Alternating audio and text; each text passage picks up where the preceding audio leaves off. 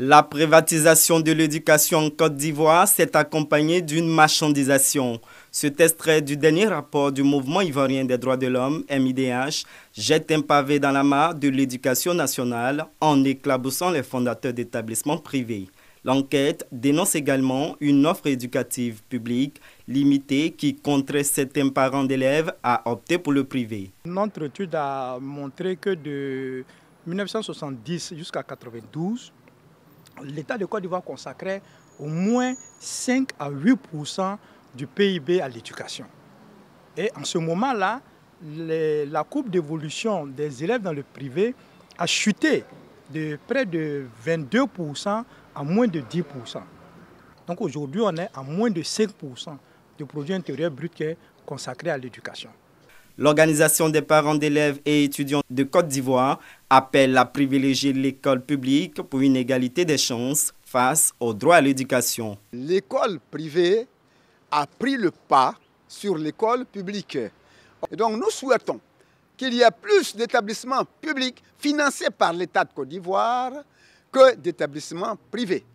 Et qu'on essaie d'atténuer le financement des écoles privées.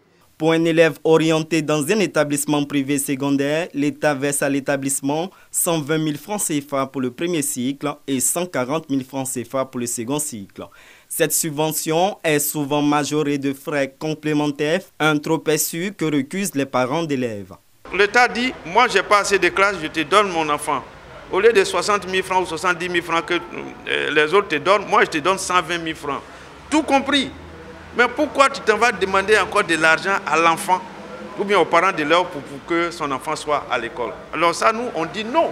Les principaux accusés, les fondateurs d'établissements secondaires privés, contactés par le biais de leur fédération, la FENEPLACI, n'ont pas donné de suite à notre demande d'interview.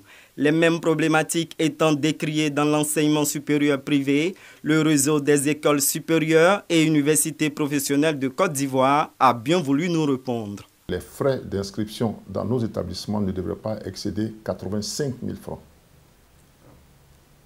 Et indépendamment de cela, il y avait des frais complémentaires qui ne pouvaient pas excéder les 150 000 francs.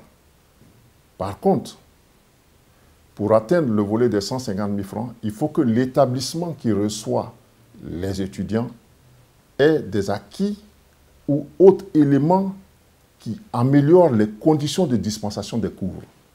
Entre autres, le Wi-Fi disponible, un laboratoire par rapport à nous qui sommes dans le volet industriel. Ce n'est pas toutes les écoles qui sont tenues d'aller à ce seuil-là.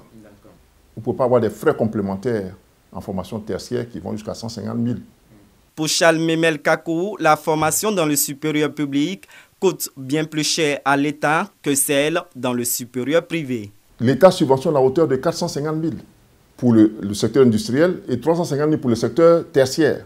Mais regardez un étudiant qui est orienté à l'université publique. Il va au-delà du million, 1 million, 2, voire 3, voire 4 selon les secteurs. Donc il faut que les gens apprennent à comprendre que les écoles privées font un énorme sacrifice. Des frais complémentaires ne pouvant excéder 85 000 francs CFA, autorisés sous certaines conditions dans le supérieur, la même recette est appliquée dans le secondaire et la direction de l'encadrement des établissements privés y veille. D'un établissement à un autre, les prix varient, mais ce que je voudrais ajouter, c'est que au moment de l'affectation des élèves en classe de 6e, les informations figurent sur la plateforme pour les parents qui choisissent par exemple un établissement privé. Selon la localité dans laquelle ils habitent, les frais demandés aux parents sont indiqués également.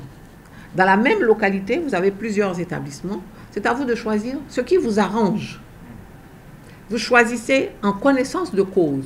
Depuis 3 ans, cela est mis en place de façon à ce qu'il n'y ait plus de plaintes. Cette année, nous avons 2% de plaintes. Comparé avant à près de 20%, il y avait des plaintes, des demandes de réaffectation. Quelles démarches les parents d'élèves doivent-ils adopter face aux établissements qui leur font payer l'entièreté de la scolarité de la première année sans leur reverser cette somme due une fois la subvention de l'État payée?